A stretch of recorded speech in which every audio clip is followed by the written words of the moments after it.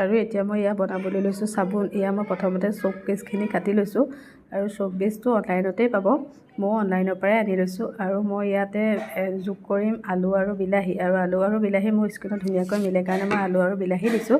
আৰু ইয়াতে অকণমান দি দিছোঁ বেচন। বেচনটোৱে স্কিনটো উজ্জ্বলতা বঢ়ায় কাৰণে মই বেচন অকণ দি দিছোঁ। আৰু আপোনালোকেও দিব পাৰে, যোনে যাৰ স্কিনত যেনেকৈ মিলে। নিমপাতৰ দি বনাব পাৰে, এল'ভেৰা দি বনাব পাৰে, ধুনীয়াকৈ বনাব পাৰে, যেনেকৈ যোনেই পাৰে।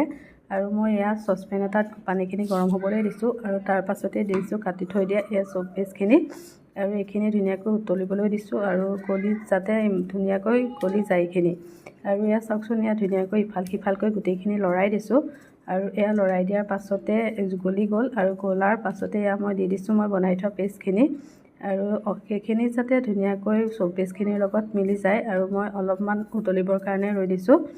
আৰু তাৰ পাছতে এয়া দেখিছেনে কি ধুনীয়াকৈ মিলি গৈছে, গোটেইখিনি গলি গৈছে।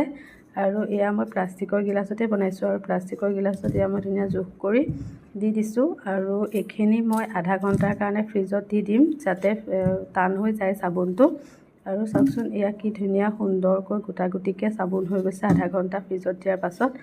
আৰু আপোনালোকেও এনেকৈ বনাই চাবচোন, ধুনীয়া হয় চাবোনটো। আৰু বজাৰৰ চাবোনতকৈ সঁচাকৈ বহুত উন্নত মানৰ হয়, আৰু ঘৰুৱা পদ্ধতিত সঁচাকৈ বৰ ধুনীয়া চাবোনটো হয়। আৰু এয়া চাওকচোন কি ধুনীয়াকৈ ফেনাইছেও, এবাৰ বনাই